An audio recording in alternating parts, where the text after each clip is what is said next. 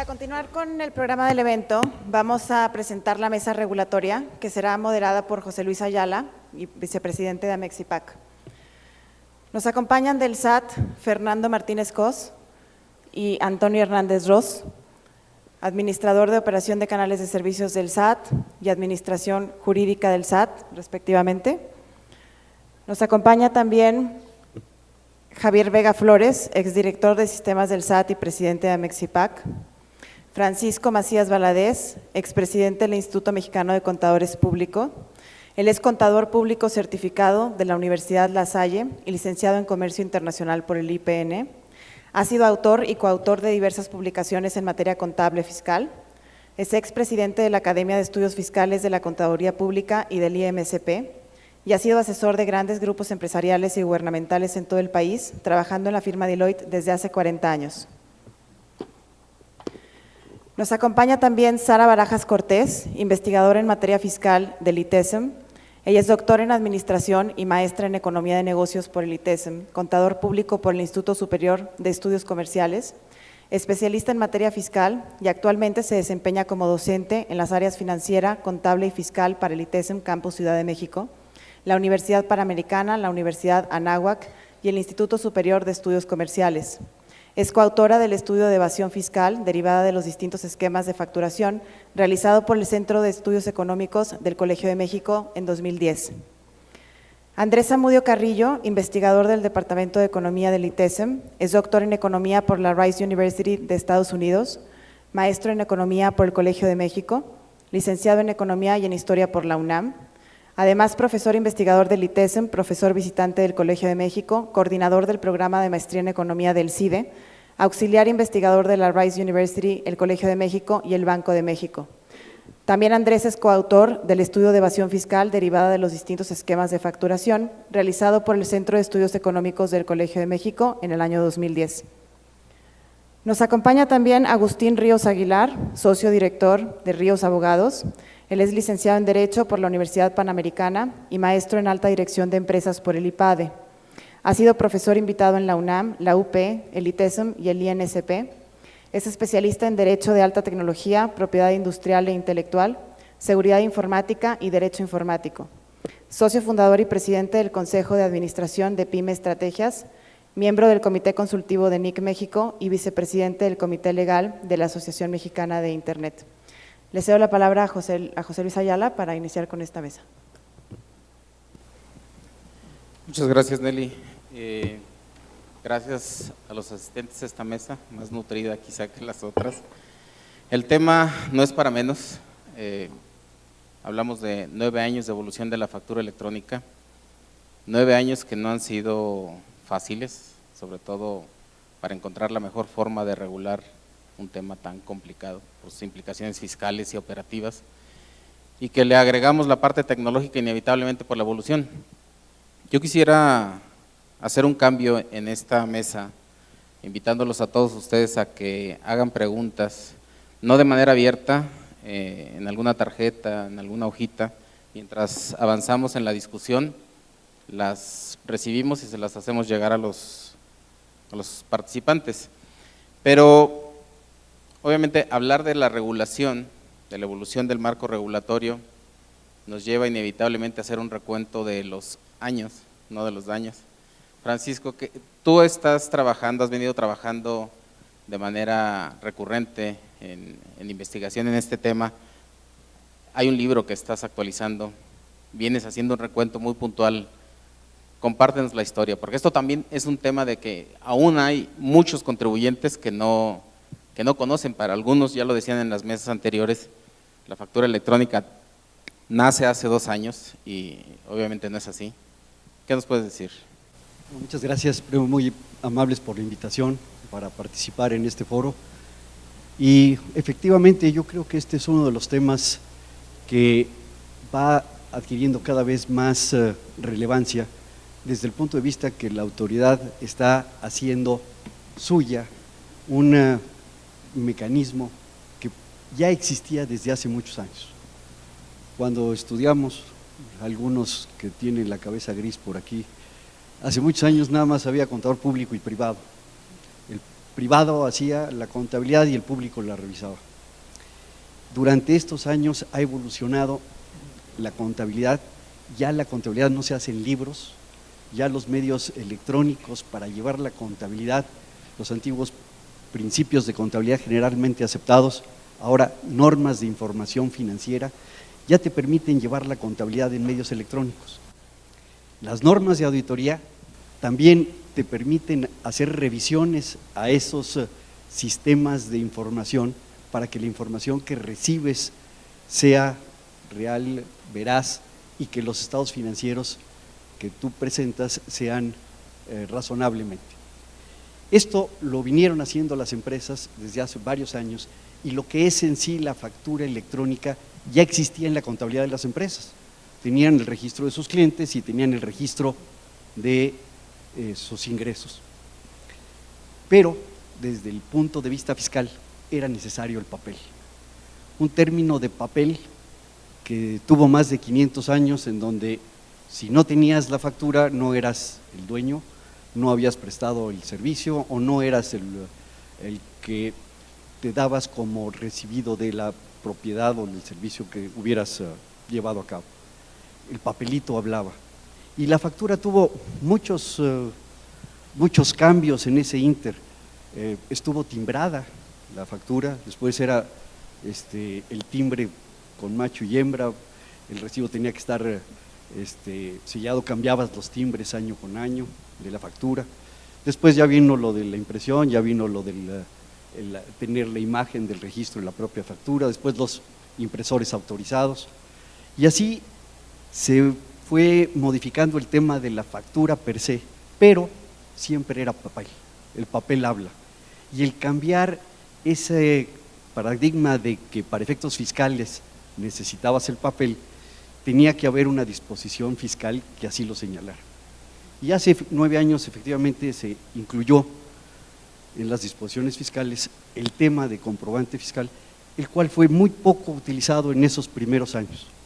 Fue hasta que el jefe del SAT, haciendo una investigación y viendo qué futuro podía tener, se incluyó a aquellas empresas que autofacturaban, las primeras obligadas a incursionar en factura electrónica, y esas empresas eran 1,250. Se les dio un año y al año de esas 1,250 la mitad no cumplieron. La fecha límite era un mayo, pero a diciembre de ese mismo año todas ya estaban incluidas. Entonces se vio la bondad y el ahorro que representa el documento fiscal digital, porque la ley en ninguna disposición, ni del Código de la Ley, ni del impuesto sobre la renta, ni en misceláneas, está el concepto de factura electrónica. El concepto es comprobante fiscal digital, que es el CFD, CFDI, pero factura per se que hemos estado manejando es el nombre coloquial. Y basado en eso se ha modificado los temas contables, los temas de auditoría, los temas legales, los temas fiscales, incluso los de la forma y procedimiento para firma electrónica, que esa firma te sirva para ser el representante de la empresa y tener factura electrónica, y eso te da ese mecanismo que hoy estamos viviendo y que por obligación ahora es casi para todas las empresas. Hoy decían 7 millones de personas físicas y morales con actividad empresarial, más otras 7, estamos hablando de casi 14 millones, pero de los cuales 7 ya tienen firma. Entonces, esto es el entrar a este nuevo procedimiento que estoy convencido tiene un ahorro, y la empresa que no haya incursionado está difiriendo ese ahorro para entrar en el tema de documento electrónico fiscal. Gracias.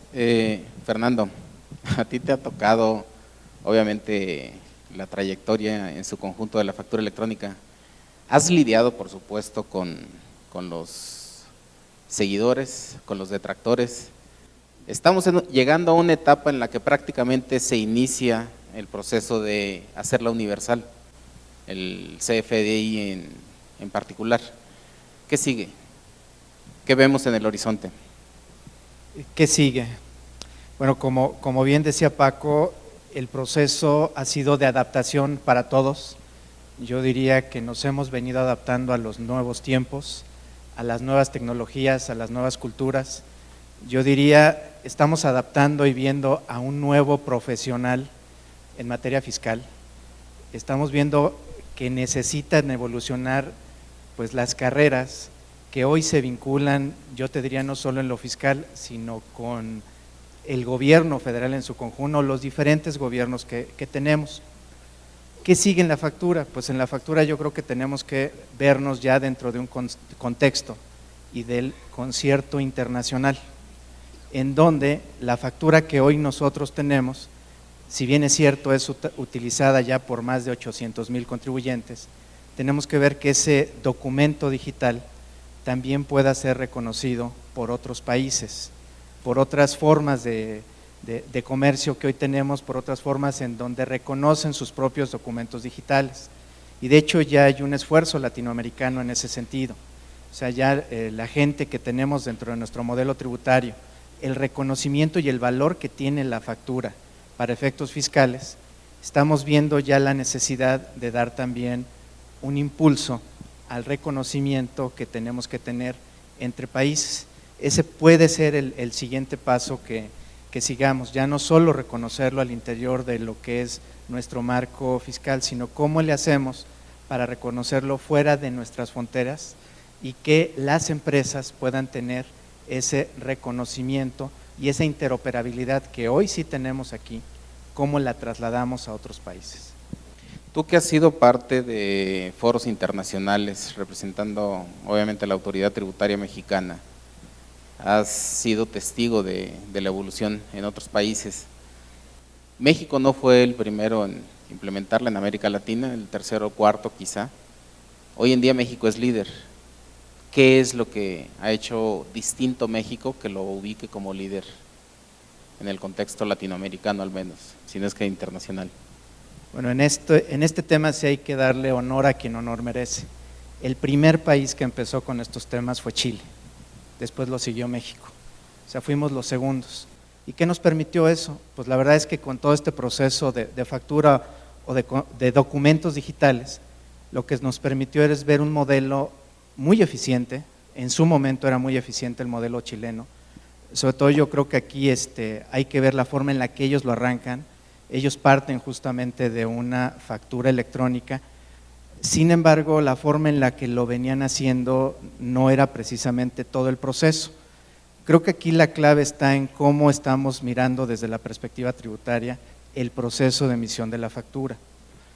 Y en ese sentido, pues yo les diría, primero arranca Chile, después sigue México y después sigue Brasil. Brasil fue el tercero y el cuarto fue Argentina. En ese orden es en el que hay que ubicar el desarrollo latinoamericano que hemos venido teniendo. ¿Qué es lo que nos hace diferentes a nosotros? Bueno, el modelo mexicano básicamente parte de una arquitectura del Código Fiscal de la Federación que le otorga un valor muy importante a la firma electrónica avanzada que sustituye a la firma autógrafa. Ese fue el primer factor. Sobre todo hay que partir de que en nuestro país el tema que también creo que debe de permear en todo esto es dónde va a estar otorgada la confianza del documento y dónde va a estar otorgada la confiabilidad de la transacción que estamos haciendo. Entonces nuestro país, ¿qué fue lo primero que hizo? Fue crear la firma electrónica avanzada, aun cuando tecnológicamente ya venía 10 años atrás, o sea la firma electrónica avanzada ya existía, no estaba reconocido en el marco normativo de nuestro país. Sin embargo, la peculiaridad que tiene nuestro país es que no teníamos un documento de identidad al que se pudiera asociar esa herramienta tecnológica. Entonces aquí es en donde empiezan a combinarse lo que yo llamo el mundo de lo normativo con el mundo de la tecnología, y justamente lo que hace el Servicio de Administración Tributaria es encontrar ese vínculo. ¿En dónde está? En el proceso que seguimos para otorgar una firma electrónica. Ese es el primer factor que tenemos, en donde lo estamos haciendo asociado a una identidad biométrica. Ese es el primer elemento. El segundo, justamente es el uso de esta tecnología de firmado electrónico asociado a los certificados de sello digital. Y tenemos ahí dos puntos fundamentales, que es el primero, una herramienta que permite expresar voluntad asociada a una transacción. En este caso, la decisión fue no utilizar la firma asociada a los documentos digitales o facturas electrónicas, sino que tuviésemos estos instrumentos, estos sellos digitales que nos permitieran asegurar la imputabilidad. Entonces, ¿qué fue lo que hicimos y qué nos hace diferentes a muchos países? El primero es tenemos una firma asociada a elementos biométricos que expresa voluntad. En varios países del mundo se tiene la tecnología de la firma, sin embargo la firma es otorgada por entes particulares. Sin embargo, está también muy amarrada al documento de identidad que se tiene. Nosotros le agregamos ese elemento, un certificado de sello que da esta característica y que vincula la transacción a una persona. Y adicionalmente, pues este tema de las cadenas y los sellos, que el SAT arranca no con la factura. Empezamos el proceso de cambio cultural, porque este es un cambio cultural al que todos nos debemos de adaptar. Empezamos con el tema de los pagos. Los pagos, si se acuerdan ustedes, veníamos del mundo 100% del papel con la declaración y fue el sistema financiero el que empieza a adoptar el tema de sellado de documentos digital, pero no precisamente bajo un esquema de infraestructura extendida de seguridad. Entonces, así es como vamos evolucionando. Y el tercer elemento que yo diría es el diferenciador, es somos el único país que tiene como obligatorio el uso de la factura electrónica. Eso nos distingue de todos, pero también la implementación como la estamos llevando a cabo. Este tipo de cuestiones hay que llevarlas poco a poco, paulatinamente, así es como ha venido en nuestro país. Hoy la disposición fiscal dice todos los contribuyentes deben de emitir documentos digitales y la opción es el papel. Ese es un cambio que también nos distingue de otras latitudes del mundo, José Luis. Pasó de un pueden a un deben. Antonio, déjame agregar aquí que quizá un elemento adicional es algo que, a pesar de que hay quienes lo critican, hay un tercero confiable dentro del proceso y este tercero confiable ha sufrido una evolución. 2007 los llamados PACFDs, 2010, 11 los PACs. ¿Ha contribuido en esta evolución, en este, vamos a llamarle, negocio de confianza, la participación de ese tercero? Sí, por supuesto. Cuando hablamos de esta evolución, y efectivamente, como bien menciona Fernando, el ámbito fiscal sirvió como cuña para a lo mejor reconocer algo que ya estaba en el ámbito comercial y finalmente fomentar este esquema de facturación.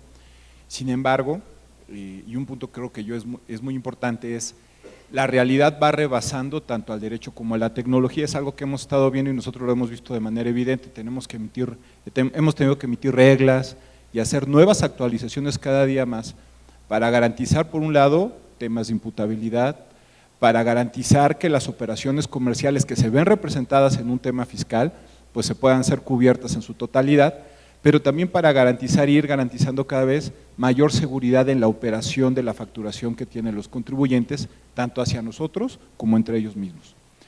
La intervención del PAC, cuando se hace la reforma al Código Fiscal de la Federación y se piensa en una validación y en un timbrado por un tercero, ya sea a través de un tercero o a través del SAT, situación que se acaba de implementar apenas ahorita. Cuando salimos con este esquema, salimos a través de los PACs. Y este esquema, lo que te generó, aparte de todo, de esa intervención de un tercero, te generó validaciones que obviamente le daban mayor certeza y seguridad a la facturación electrónica. Hoy por hoy, y también es algo que hemos visto en la evolución de la facturación electrónica, empezamos desde una factura igual, como comentaba Francisco, facturas timbradas, facturas impresas que tenían la intervención de un impresor autorizado, en donde finalmente los únicos controles que nosotros teníamos como autoridad era un folio sobre un reporte que nos presentaba un impresor autorizado. Evolucionamos a un esquema de facturación electrónica, el comprobante fiscal digital, conocido como CFD, en donde igual los controles opcional, en donde los controles estaban vinculados también a reportes de folios que nosotros teníamos. Entonces nosotros no teníamos la administración de esa información, del contenido de esa información, y nada más tenía la única participación del propio emisor de la factura electrónica.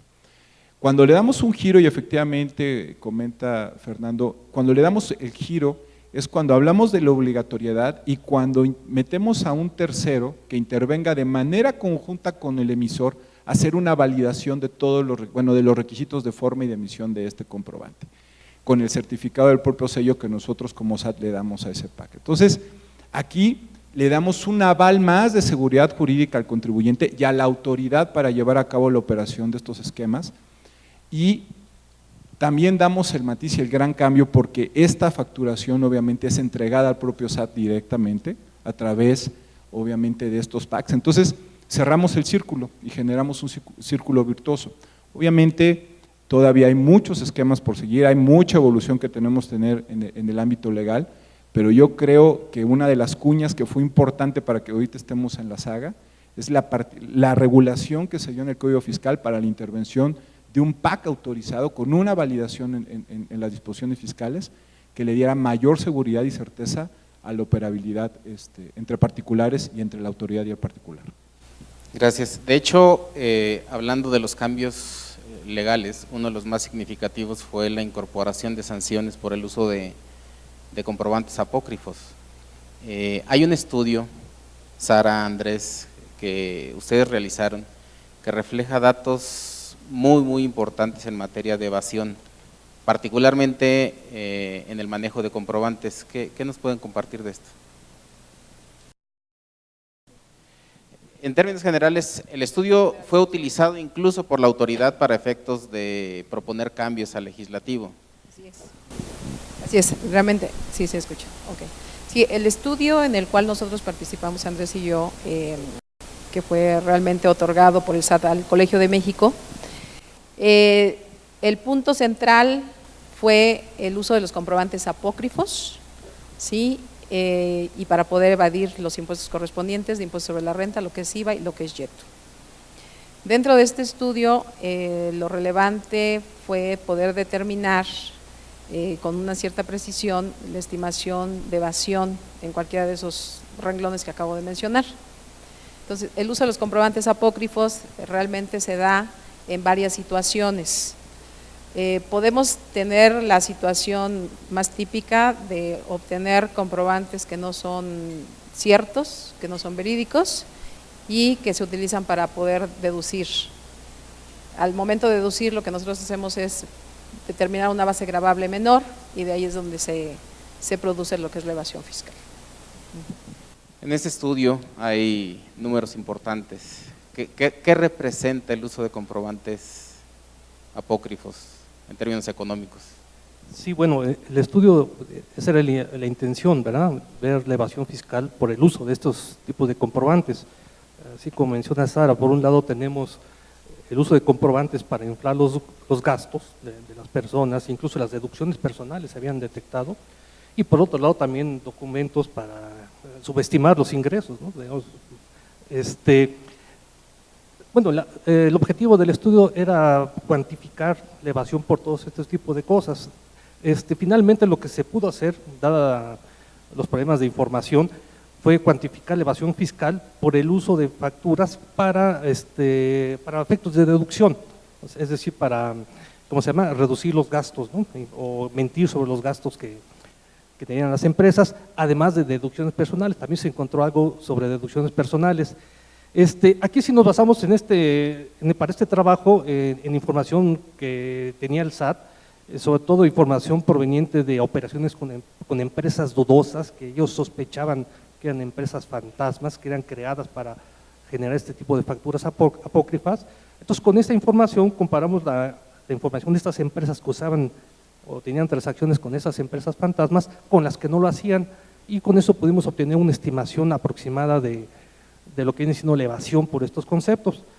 Y recuerden, solamente es una parte del uso de estos esquemas de facturación, porque la parte de ingresos no lo pudimos incluir en el trabajo. Miren, para darles una idea, el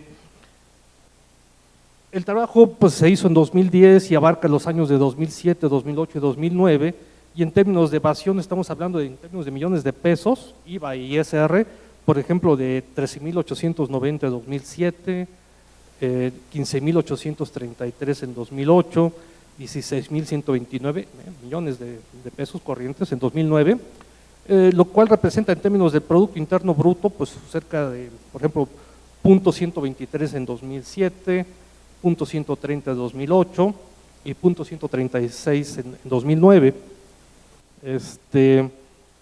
A nosotros nos había tocado trabajar anteriormente en otro estudio sobre evasión fiscal general, y los montos de evasión o los porcentajes del PIB eran del orden de 3%, poco más, poco menos, ¿no? Así, 2 punto y tantos o 3%.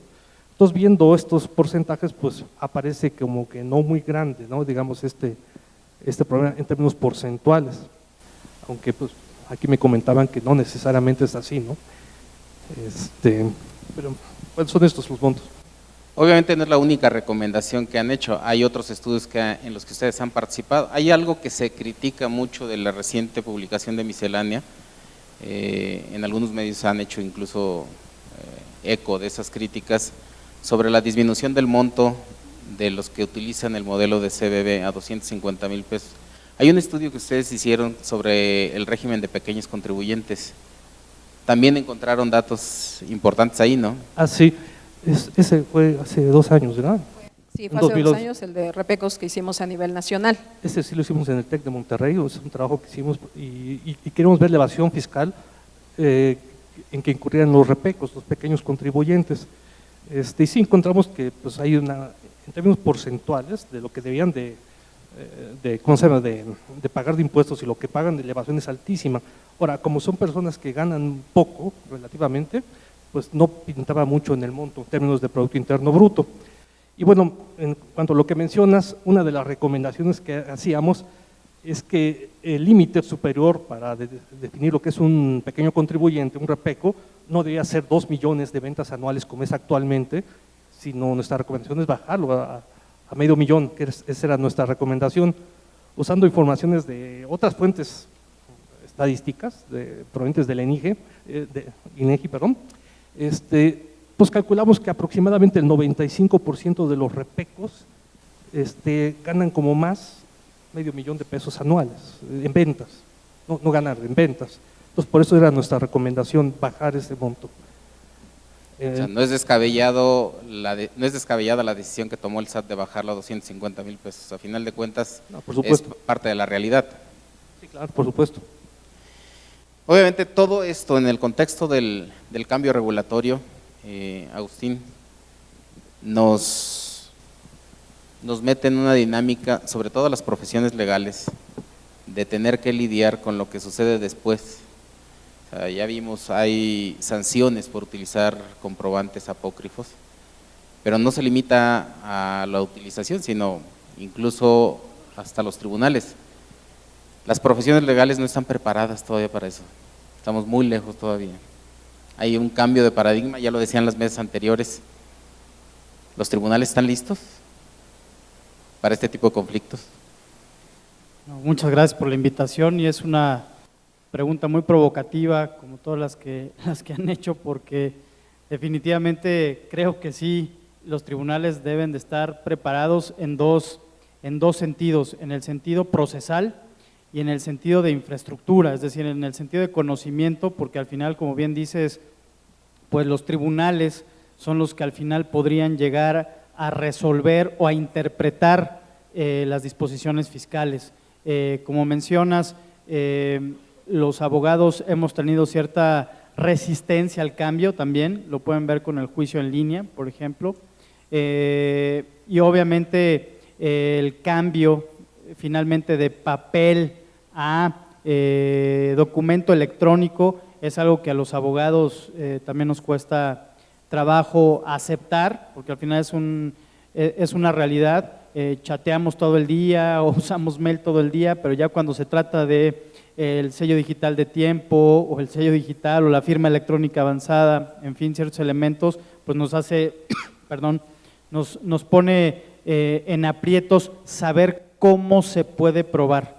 Mencionaban que por qué México está a la saga, inclusive de estas regulaciones, y mencionaba Fernando que a ese documento se le añade un componente de voluntad. Bueno, pues obviamente yo me he encontrado con muchas personas que creen que los mails, por ejemplo, no hacen prueba, o que se requiere también una interpretación así muy magnífica, y hay que recordar que desde el 2000 justamente la voluntad o la aceptación de la voluntad está regulada en el Código Civil, de tal manera que también el Código Fiscal tiene como legislaciones satelitales que se van apoyando, como el Código Federal de Procedimientos Civiles, el mismo Código Civil, el propio Código de Comercio, es decir, alrededor también del comprobante fiscal digital por internet, pues obviamente hay otro tipo de legislaciones, con lo cual también decían que los contadores y la profesión cambió, bueno, pues también lo de los abogados,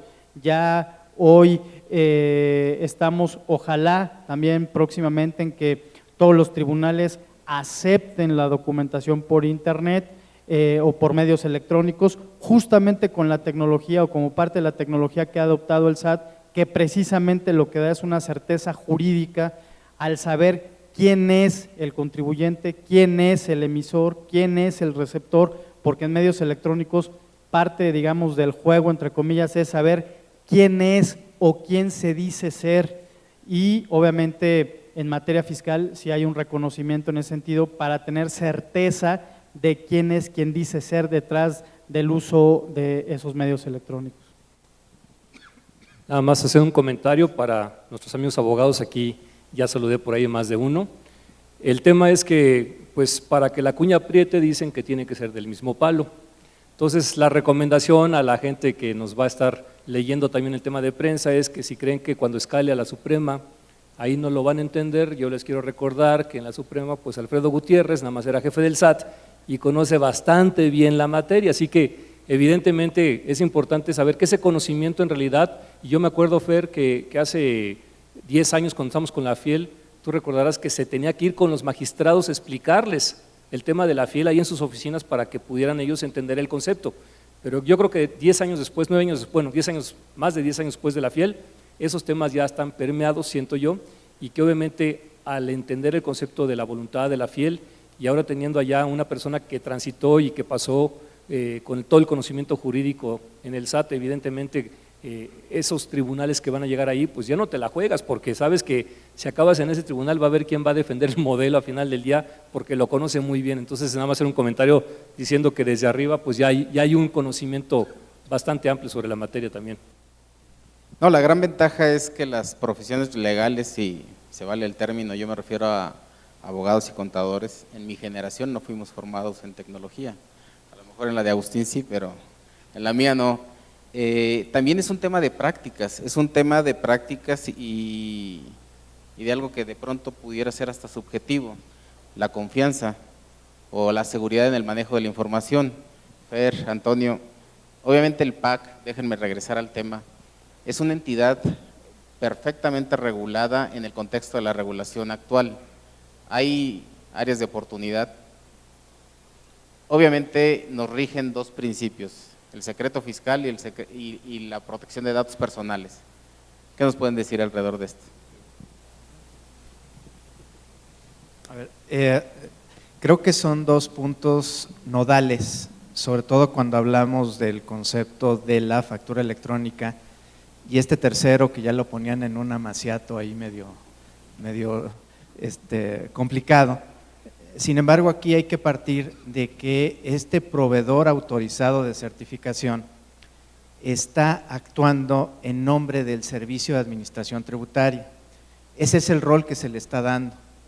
Ese rol se definió así y está previsto así en el propio Código Fiscal de la Federación, sobre todo para asegurar que esa transacción cumpla fundamentalmente con dos cosas.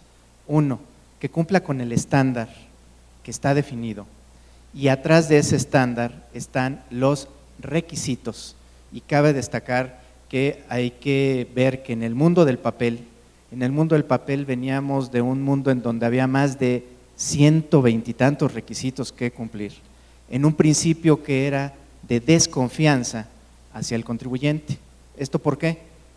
Porque le poníamos tantos requisitos como necesidades de control teníamos. Los controles y la regulación se convierten en una situación que sí nos permite visualizar cosas, pero al final del día también nos complica la vida a las autoridades tributarias y a los propios contribuyentes. Entonces venimos de un mundo de muchos requisitos a un mundo de pocos requisitos, pero con un gran diferenciador, un estándar y validez de la información. Esos dos elementos son los que hoy este proveedor autorizado de certificación nos está asegurando. Y creo que en estas analogías de historia, creo que vale la pena también hacer esta referencia. En el mundo del papel, ¿a quién confiaba una empresa su factura? A un servicio de mensajería, a un servicio postal, e incluso hay que recordar que en el propio servicio postal, pues incluso había gente que mandaba dinero, cosa que está prohibida. Esa es la evolución que hemos tenido, o sea, vamos evolucionando. Hoy tenemos un proveedor que le da certeza a la operación y que aparte, y como bien lo apuntabas José Luis, es un diferenciador muy importante en el modelo país que tenemos de factura. O sea, ese diferenciador que es este proveedor nos da la posibilidad de que no caiga en crisis nuestro modelo de facturación. ¿Por qué? Porque tenemos muchas posibilidades de fuga, primero. Segundo, tenemos varios elementos de control, como están actuando en nombre del Servicio de Administración Tributaria. Uno, lo primero que debe de asegurarse es la secrecía y el evitar compartir la información. Eso es algo fundamental. Y tenemos incluso la posibilidad de que al personal que está actuando en ese proveedor, hacer exámenes de confianza. ¿Sí? Esa es una de las posibilidades. O sea, no todo es tecnología, también hay factor humano. El factor humano es el que eventualmente nos puede hacer caer en una situación de desconfianza, cuando lo que hemos pasado es del mundo de la desconfianza en el comprobante, más de 100 requisitos, a un tema en donde creemos que lo estamos haciendo más confiable si disminuimos requisitos, pero tiene que haber alguien que nos esté asegurando que al final del día esta información está perfectamente resguardada y que sobre todo la tecnología combinada con lo más importante para una empresa, que es su información, al final del día está cayendo en manos en las que siempre tuvo que haber estado, que es de la administración tributaria. Aunque llegó tarde, Javier, más vale tarde que nunca, la asociación fue creada también para ser un colaborador en este cambio regulatorio. ¿Qué está haciendo Mexipac para que esto sea más sólido? Incluso en términos, vuelvo a manejar el concepto de confianza hacia los contribuyentes. Sí, así es, José Luis. Primero hay que recordar que la factura también de hace 9 años ha sufrido una metamorfosis, déjenme llamarla así, y va a seguir sufriendo. ¿Por qué? La factura para fines prácticos ante la autoridad tenía un ámbito federal, no tiene un ámbito local, porque la influencia que tiene sobre el Código Fiscal realmente es a nivel federal. Yo recuerdo que la primera factura por allá que sacamos, pláticas que teníamos con Nora Caballero y también con Fer, decíamos, oye, estamos sacando un carrito de 3 llantas, a lo mejor le falta la cuarta, ¿no? De motoneta va a pasar a coche. ¿Por qué? Porque la factura tenía otros usos. Ustedes todavía al día de hoy, y no quiero poner el dedo en la llaga, pero todavía tenemos que resolver temas, como es el hecho del famoso endoso de la factura cuando vendemos un automóvil. ¿Por qué? Porque no lo veíamos como una factura para fines fiscales, lo veíamos como un título de propiedad. Aquí están los abogados para que me puedan rebatir los temas, pero yo tuve un poco de interés en ver realmente si la propiedad se podía transmitir por la factura y la verdad es que no.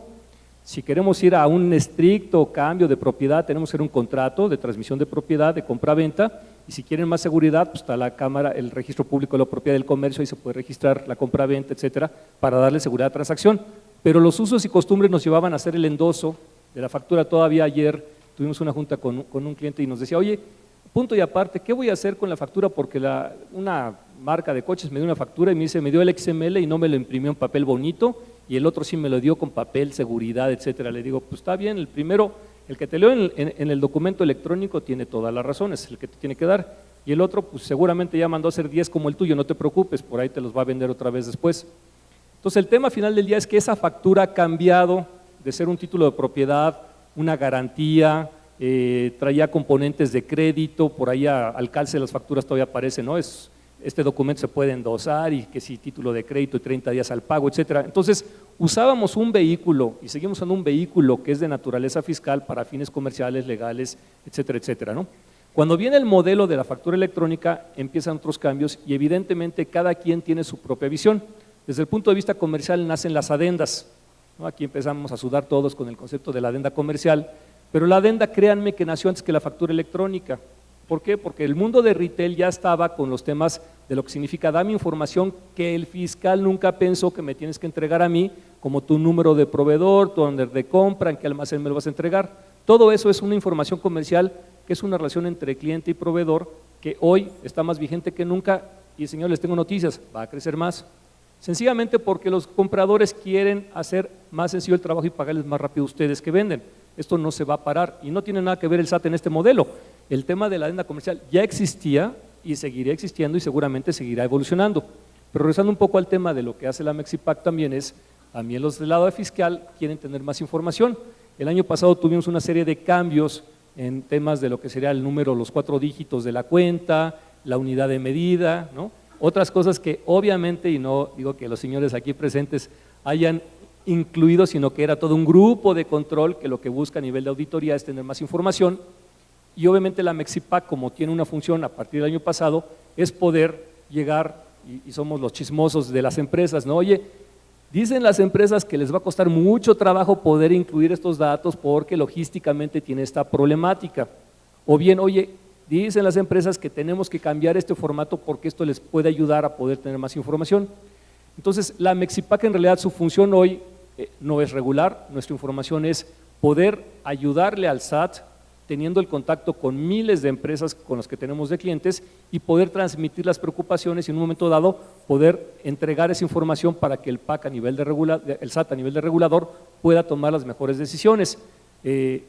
Comentamos que la Mexipac tiene hoy creados 3 comités que trabajan directamente con el SAT, es uno regulatorio, que son temas como estamos tocando aquí, hay otro que tiene que ver con temas de tecnología, principalmente la interacción entre los PACs y el SAT, y otro de comunicación que tiene que ver con temas de difusión del concepto de factura, pero efectivamente la Mexipac, una de sus principales tareas es tener ese vínculo, esa relación con el SAT y evidentemente el buscar que esos esquemas de información que las empresas tienen, pues básicamente les sea útil tanto a la autoridad, pero que también sea una oportunidad de ser cumplido por parte del contribuyente, ¿no? Y creo que hemos avanzado muy bien, como bien lo comenta Fer, se ha desregulado, se ha bajado el nivel de información que nos ha venido requiriendo y evidentemente, por otro lado, bueno, pues los PACs también somos una interfaz entre el cliente y el proveedor para otros ámbitos comerciales como es la información con el concepto de la adenda. Gracias, Javier. Les recuerdo, si tienen alguna pregunta, las señoritas nos pueden ayudar a traernos las que hayan elaborado. Obviamente, al tocar el tema regulatorio, conforme se modifica una regla, una norma en términos generales, siempre surgen prácticas para tratar de evadirla. Sara, Andrés, ustedes en el estudio de Repecos encontraron un dato importante, la dispersión de los ingresos para tener al hijo, al cuñado, a la hermana como Repeco. Exactamente.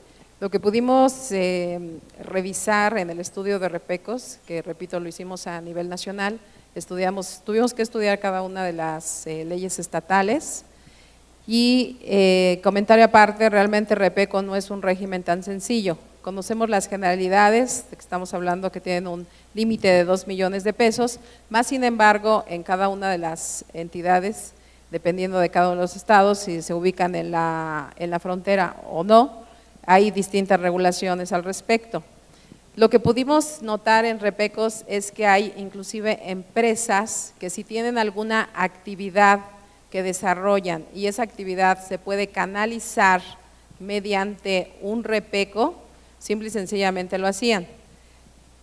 Podrían poner a un empleado, podrían poner a su esposa, a su hijo, o sea, los familiares en general, y así de esa forma, pues digamos que diseminar lo que eran los ingresos, estamos hablando de 10, 20 millones, distribuidos en 10 o 20 personas. De esa forma gozaban de los beneficios o de este privilegio del régimen de Repecos, ¿no? De tener una cuota fija que involucraba el pago de impuestos sobre la renta, de IVA o de YETU. Entonces, no propiamente eran Repecos, pero podrían utilizar esa forma para disminuir su carga fiscal.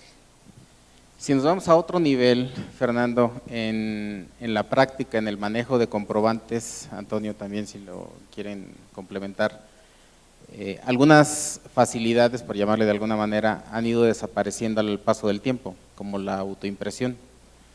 En este caso, con el surgimiento de los PACs, obviamente es un tema abierto, cualquiera puede ser PAC, cualquier persona moral puede ser PAC si reúne los requisitos. No hay el temor de que surja ahí de pronto una práctica de timbrarse a sí mismo, ser juez y parte, ya lo decía en la mesa anterior, lo comentaron. ¿Han contemplado un tema como ese en el horizonte? Efectivamente, cualquier contribuyente en principio, si cumple los requisitos mínimos que tiene que tener para ser PAC, puede estar operando como PAC. La idea ahorita como un tema de autoimpresión, un tema de autopac no se tiene contemplado, o sea, ahorita no se tienen vistas. O sea, obviamente, posiblemente, y lo que sí es un esquema de operación que puede ser un esquema práctico es los grupos, o los grupos pueden generar su propio PAC de empresa y finalmente tener a través de una de las empresas del grupo estar generando su facturación, siempre y cuando cumpla con los requisitos de ser PAC y finalmente también cumpla con los requisitos, por lo menos que hasta ahorita tenemos, de la prestación del servicio gratuito, ¿no? Con las referencias o las limitantes que tenga.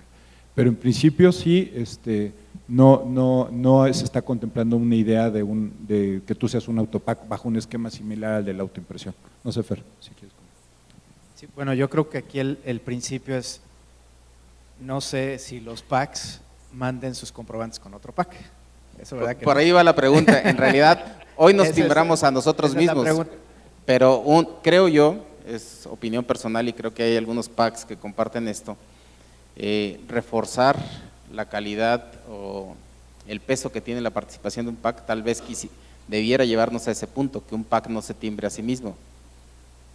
Mira, yo justamente por eso lo pregunto, creo que el principio es, se tiene que cumplir con la regulación, lo que estamos hablando en esta mesa, hay una serie de requisitos, si esos requisitos se cumplen, pues hay un principio, y vuelvo al tema fundamental, de confianza en esa empresa que está llevando a cabo el cumplimiento de los requisitos que hoy están previstos.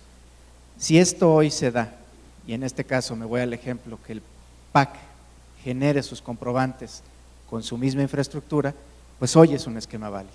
Es un esquema válido que hoy tiene la posibilidad de llevarse a cabo y que está ahí, que está vigente y que cualquier empresa lo puede llevar a cabo con la condición de cumplir con la regulación que hoy existe.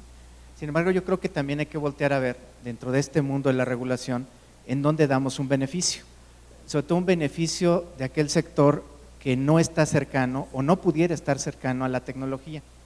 Y estamos hablando de regulación.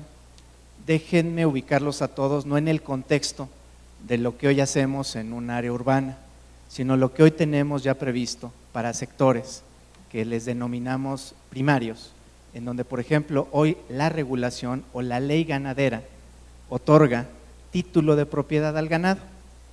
Hoy la factura, para efectos del sector ganadero, es un título de propiedad. Factura asociada a quien está vendiendo. Y como bien decías, ¿en dónde tenemos que entrar en este mundo de la regulación? En esas analogías. Bueno, pues hoy para este pequeño ganadero, no le estoy hablando del ganadero que está en la zona norte del país, sino el que está en la zona centro-sur del país, tiene necesidad, no por una cuestión fiscal, por una cuestión de su propia ley, de generar una factura. Y yo creo que ahí es en donde es un extraordinario ejemplo, la factura electrónica, cómo facilita el poder hacer este documento que este pequeño ganadero requiere, en una práctica no como la que se identificó en este estudio, pero sí en una práctica de propiedad, cómo esta factura hacia este sector de contribuyentes se vuelve en un instrumento que da legalidad, da transparencia y facilita la emisión de este documento, que no es fiscal, es de la propia ley ganadera, en donde se tiene que generar un documento que se le llama ahí factura y se le acota que es el título de propiedad del ganado. Eso en zonas urbanas pues no lo vamos a ver, ¿verdad? Sin embargo, ahí está la regulación, ahí está la posibilidad de generar con tecnología facilidades, ahí está en la tecnología el poder dar simplificación, dar transparencia, y bueno, yo creo que al final del día, hoy la tecnología nos da la posibilidad de imputar el acto y de rastrear la operación. Si hoy la está haciendo el PAC sus propios comprobantes, estamos en posibilidad de rastrear esa operación, que yo creo que es un elemento que hay que agregar en todo esto. tenemos un contribuyente y partimos de que es un contribuyente que quiere facturar, quiere cumplir. No voy a hablar del que tiene una conducta que no es precisamente la que estimamos en el SAT. La mayoría de los contribuyentes quieren cumplir. Hay que buscar la facilidad para que lo haga. Y en esa facilidad para que lo haga, pues está este proveedor autorizado de certificación que al final del día facilita la operación, la permite llevar a cabo y nos asegura que la rastreabilidad de la operación. Gracias, Fernando. Déjenme incorporar preguntas que nos plantearon en la audiencia para ustedes dos. Esta es la primera. Bueno, son 3 preguntas, de hecho. La resolución miscelánea, la segunda modificación, señala que deben ampararse, ¿cómo deben ampararse las mercancías o bienes propiedad del contribuyente en su traslado? Establece que debe emitirse un comprobante simplificado. Preguntas. 1. ¿Qué debe entenderse por comprobante simplificado? ¿Qué disposición lo establece? Mira, hay que remontarnos un poco a la historia, a la necesidad de esta regla.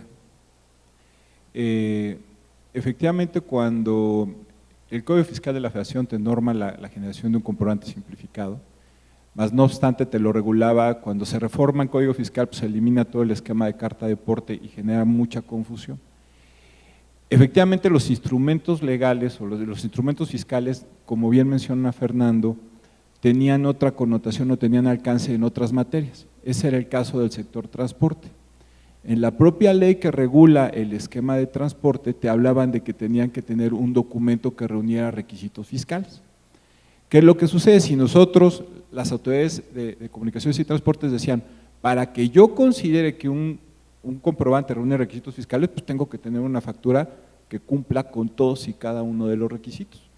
Sin embargo, en la práctica tenías al hombre, al transportista, que muchas veces todavía no obtenía o no tenía como soporte de su transporte adjunto a su carta, porte, este comprobante fiscal. ¿Por qué? Porque a lo mejor traía la carga para distribuirlo a 4 clientes o llevarlo a una bodega o llevar. Entonces, ahí el problema era que si al contribuyente, el contribuyente en transcurso lo interceptaba alguna de las autoridades en materia de comunicaciones y transportes, cuando le pidiera el documento que reunía requisitos fiscales, pues no iba a tener ningún documento. La lógica de esta facilidad fue generar un documento que efectivamente, como un comprobante simplificado digital en el código no está, es un comprobante simplificado, hay una referencia específica, pero se normó a través de una regla qué requisitos mínimos tenía que tener, pero es, como bien surgió para la necesidad de cumplir, ahora sí una necesidad que no era de índole fiscal, era para cumplir una necesidad de índole extrafiscal vinculada con este tema de comunicación y transportes. No sé si quieras comentar algo más. A ver, ¿por qué es un comprobante simplificado y no un comprobante de ingreso? Hay que recordar que dentro del mundo de la factura electrónica le quitamos todos los elementos que venían del mundo mercantil o del mundo comercial. Le llamamos un comprobante de ingresos, uno de egresos y uno de traslado. En el esquema de transporte, pues evidentemente no estamos frente a la prestación de un servicio, no se está prestando un servicio, está dando el traslado de un bien. Viene la prestación del servicio cuando el transportista cobra por el servicio que está prestando, y ahí ya la naturaleza del comprobante ya es otra. O sea, ya ahí estamos hablando, como se conoce en el mundo del transporte, la carta, porte, factura. Así es como se conoce. Nosotros en este ámbito le decimos la factura. Bueno, en el mundo del transporte le llaman carta, porte, factura. ¿Y por qué es un comprobante simplificado? Porque no necesariamente va a estar asociado a tener un efecto fiscal. El efecto fiscal es de ingreso para el transportista y de egreso para quien está pagando este servicio. Es simplificado, ¿por qué? Porque puede ir sin valor, simplemente amparando la prestación del servicio y no necesariamente debe de llevar un valor. Eso es lo que esta regla quiere decir, y como bien dice Toño, ya les puse el ejemplo del sector ganadero. Hay que voltear a ver también el sector transporte. El sector transporte también trae su propia regulación, y como dice que la carta aporte debe de cumplir requisitos fiscales, sin embargo en el Código Fiscal, en la reforma que se hizo, se eliminó la carta aporte porque no es un documento de naturaleza fiscal. Lo que estamos haciendo simplemente es darle congruencia hasta en tanto las autoridades de transporte establecen cuáles deberán de ser estos requisitos. No te voy a soltar, Fernando, las preguntas siguen. Las otras dos de esta misma persona tienen que ver con el comprobante simplificado y tiene que ver con otra pregunta y las hago al mismo tiempo. Hace preguntas sobre si deben estar incorporados en el reporte mensual, creo que es un tema de confusión de lo que implica, y si deben timbrarse este tipo de comprobantes simplificados. Antes de responder a esto, déjame relacionarlo con otra pregunta que está aquí. Al ser un tema de tal relevancia el cambio reciente, ¿cuánto o qué tan grande será el esfuerzo de difusión por parte del SAR? ¿Qué tan grande va a ser el esfuerzo? Es grande el esfuerzo, de hecho, la instrucción que tenemos de parte del jefe del SAT es dar la comunicación más amplia a todo este esquema que entrarán los contribuyentes, sobre todo aquellos que se viven en el mundo del papel o en el código bidimensional, ya tienen la herramienta que necesariamente les va a servir para emitir factura electrónica por internet, que es la firma electrónica, es decir, ya dieron el paso. Y aquí un poco la analogía del mundo del papel es, en la factura con código de barras bidimensional, capturaban y generaban un documento. En el mundo del electrónico hacen exactamente lo mismo, pero esta información tiene que ir acompañada de mucha comunicación, mucha información. Este cambio, digo, Agustín hablaba de que los abogados siempre nos dicen papelito habla, pues imagínense el esfuerzo que implica para un contribuyente que se ha vivido en el mundo del papel, que no es abogado, que no es contador y que va a entrar a este mundo que es diferente. En este otro México que también tenemos, en donde les comento esta anécdota, el fin de semana estuve en algún lugar aquí cercano de la ciudad y le pedí a la persona que me estaba vendiendo una artesanía que si me la facturaba, y me dice, ¿qué es eso? Dije, ok, hay trabajo que hacer, todos le tenemos que entrar, hay que entender que somos muchos Méxicos y a ese México hay que llevarlo a este mundo de la evolución digital. ¿Cómo logramos, los que tenemos poquita información de este tema, llevarlo a quien puede tener un gran beneficio con todo esto, en donde no estamos hablando de las grandes empresas, sino de aquel artesano que quiere hacer un negocio, ya no es el ganadero, aquí sí es el artesano, al que le decimos, ahora vas a facturar para entrar a las grandes ligas de los negocios, pero ni siquiera tiene este concepto de facturar. Eso no lo conoce. Ahí es en donde esta campaña, este esfuerzo de todos los que estamos aquí, los que nos estén viendo, ahí tenemos que ir. Ahí tenemos que ir, ¿para qué? Para que esa persona pues, se convierta también en un gran empresario, que hable de documentos digitales, que hable de transacciones electrónicas, que hablemos de bancarización a esos pequeños contribuyentes que yo espero que este esfuerzo que estamos emprendiendo tenga y cristalice justamente en este pequeñito que tiene la intención de hacer negocios y que está en todo nuestro país. Francisco, déjame trasladarte a ti esta. Hablábamos ahorita con Agustín de las profesiones legales, cómo deben cambiar, romper paradigmas. Aquí la pregunta es, ¿qué otros sectores tendrán que adecuarse? Y ponen como referencia qué hay del sector gobierno para adecuarse al uso de medios electrónicos. Mira, ese es un tema muy interesante. Yo creo que lo que estuvimos hablando en el otro panel, de cuál es la reforma fiscal esperada, yo estoy convencido de que esa reforma fiscal tiene que ser incluyente, de veras tiene que ir encaminada a que haya una autofiscalización. El SAT per se, y como hoy lo comentaban, 8,000 gentes que están en auditoría fiscal, es imposible que hagan su labor para ver que todos estén pagando sus impuestos. La reforma debe de ir encaminada a que haya una autofiscalización, es decir, una obligación de pedir el comprobante, porque al que le pidan el comprobante y lo dé, a su vez está obligado a él pedir el comprobante para tener la deducción y el acreditamiento. Si no es así, si tenemos exenciones y tasas ceros, contribuyentes que no pagan o contribuyentes que están exentos o contribuyentes que tienen una tasa cero. Gustavo Madero decía, el queso Gruyère tiene los hoyos más grandes que el propio queso. Lo que tenemos que hacer es incluyentes y que no haya exenciones, no haya tasas ceros y que todos seamos contribuyentes para que se convierta en un círculo virtuoso. Si no es así, si seguimos con las consideraciones de que sectores no pagan, de que hay regímenes especiales que tienen una facilidad para poder no contribuir, pues entonces estamos en un procedimiento de que una reforma no va a ser suficiente para que el que no pague lo haga. ¿Cuántas veces no hemos escuchado esa palabra de que quieres factura? Te cobro el IVA. Si me aumentan el IVA del 15 al 16, ¿eso promueve el que facture? Pues obviamente que no. Tenemos que tener una modificación que sea un impuesto menor, en donde sea más fácil el pagar que el estar en una contingencia, en donde todos estén obligados a pedir el documento para que si das el documento, a su vez estés en ese círculo virtuoso y no al revés. Si no me piden, ¿para qué pido? Y entonces convierte en un círculo perverso. Entonces, no debe de haber exenciones, no debe de haber, y tiene que ser simple. Yo creo que a eso debe de ir la reforma fiscal, para incluir a todos. Gracias. Una última pregunta para cerrar la sesión. Esta es para ti, Agustín.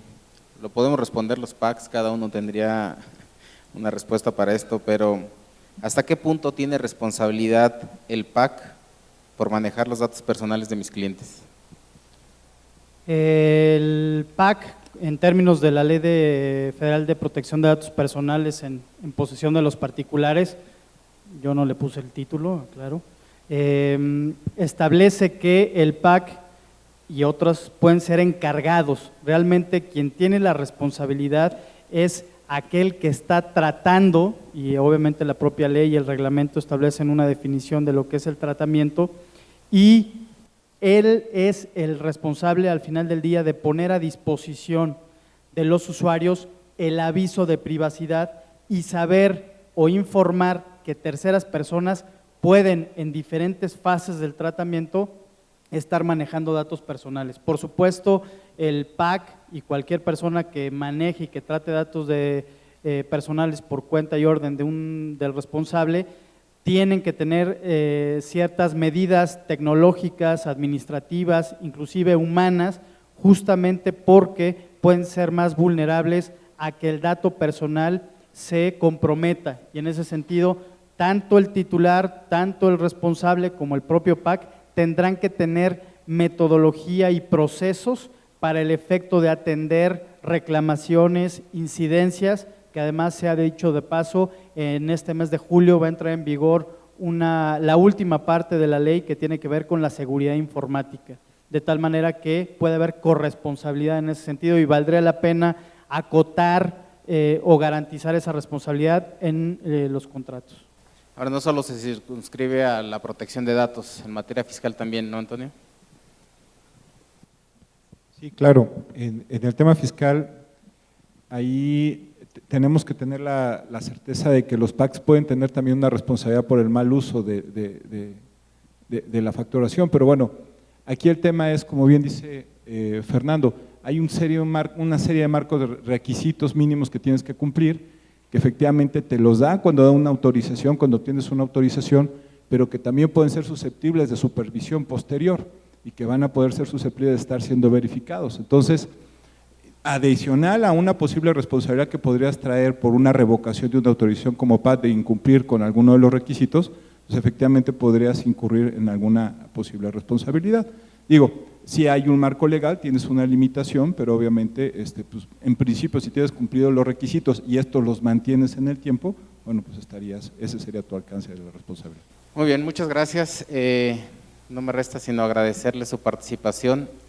Les vamos a entregar unos reconocimientos, pero antes no sé si quisieran hacer un último comentario, con toda libertad.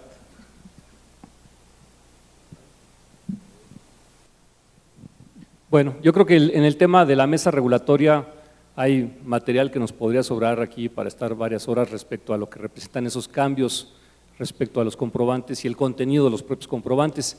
Yo lo que dejaría aquí como tema de resumen y de evolución es que las facturas electrónicas son un habilitador, evidentemente, de las transacciones electrónicas, la parte de los complementos que el SAT requiere para poder tener información particular sobre ciertas transacciones, pues obviamente van a estar existiendo en la medida que se requiere esa información que no es para todos, pero es para ciertos grupos de interés desde el punto de vista del SAT. Y del otro lado, pues obviamente la visión comercial, de lo que significan estas cadenas comerciales que también son importantes para esa relación entre cliente y proveedor. Y bueno, y la función en este caso de Mexipac de estar tratando de ser un mediador y tratar de facilitar la tarea a las empresas. Agradezco la invitación y obviamente a los abogados y no abogados es indiscutible que tenemos que seguirnos preparando y con ámbito obviamente de contenido, pero también en el ámbito tecnológico.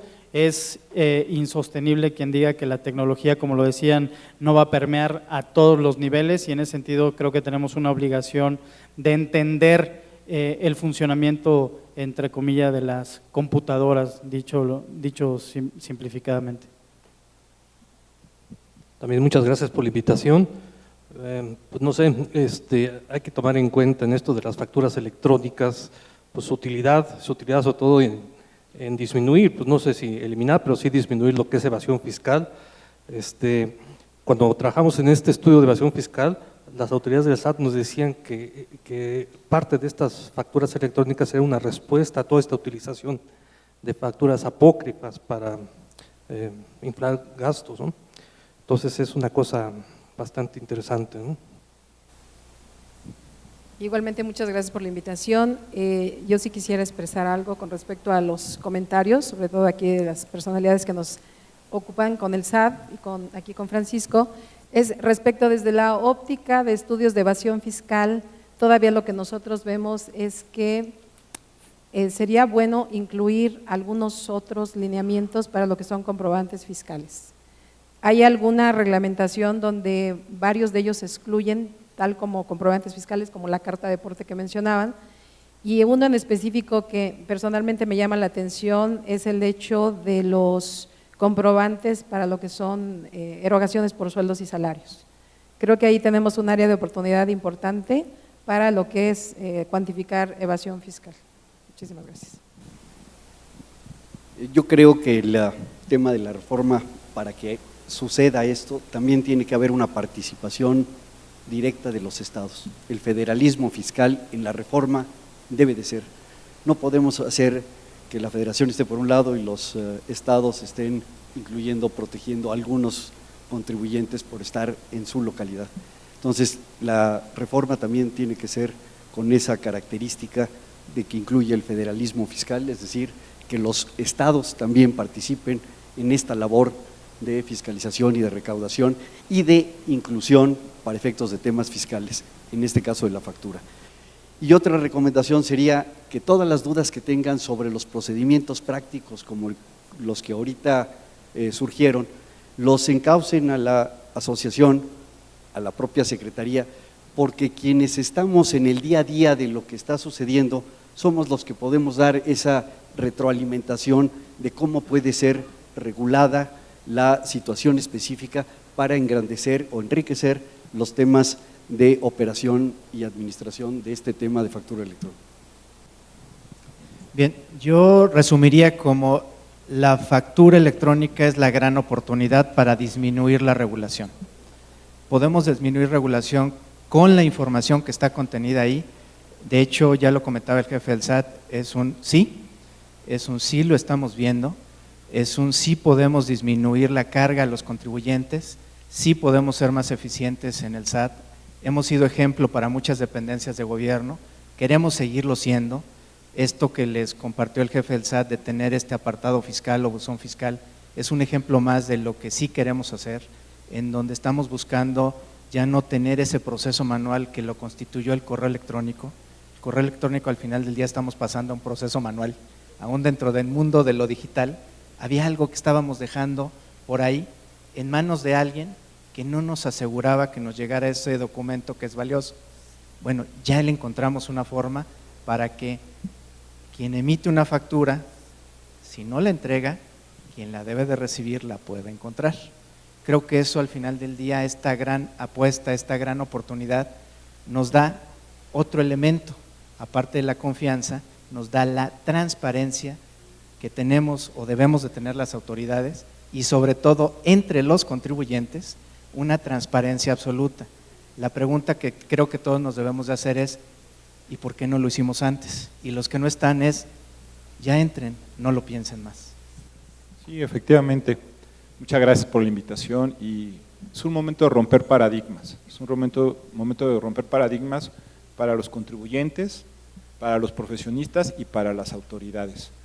En la medida que nosotros nos vamos a este tipo de esquemas, efectivamente hemos ido viendo en su evolución las bondades y los beneficios que esto trae. El SAT está enfocado en la explotación de esta información, está buscando no solo temas de fiscalización, sino temas enfocados a simplificarle a los contribuyentes la vida, temas de generarle su propia contabilidad, evitar mayores requerimientos, direccionar actos de molestia ya que no haya compulsos con terceros. Entonces, en la medida de que todos rompamos este paradigma y nos subamos a este nuevo esquema, vamos a lograr obviamente avanzar a esos actos de simplificación, a esa idea de una reforma fiscal integral, como bien comenta, a actos de control para evitar actos de auditoría. Entonces, sí tenemos que ir encaminados, este ya es un barco en el que no nos vamos a poder bajar, o sea, todos tenemos que estar arriba, tiene que haber mucha coordinación, efectivamente, como lo menciona Javier, hay una gran coordinación con los PACs, estamos en el SAT también nosotros receptores de todas estas inquietudes, también lo comentábamos, la realidad obviamente y la operación supera mucho a la regulación, entonces pues tenemos que ir a la saga tanto de la parte tecnológica como de la parte regulatoria. Los gobiernos de los estados son un tema que se tiene que incluir, el concepto de gobierno electrónico ya tiene que abarcar a todos los ámbitos. Nosotros como SAT hemos hecho el esfuerzo de tener, obviamente llevar la firma de convenios para el uso de Fiel con las entidades federativas, tenemos 8 entidades federativas que tienen firmados con nosotros y ahorita próximamente la mitad están por subirse con nosotros, tenemos más de 23 dependencias que ya están operando con nosotros, entre organismos y dependencias que están operando con nosotros a través de la firma electrónica, que ya la están utilizando en sus trámites. Entonces, este es un barco en el que todos nos tenemos que subir, vamos a ver el esquema electrónico ya no solo en operaciones privadas, ya no solo en facturación, en todos los trámites que tengamos ante las autoridades. Entonces, la verdad es que vamos a eso, vamos enfocados, hay esfuerzos conjuntos, hay que hacerlo de manera coordinada y qué bueno que se den este tipo de foros para poder tener estas pláticas. Muchas gracias a todos nuevamente. Por favor, un aplauso para nuestros invitados.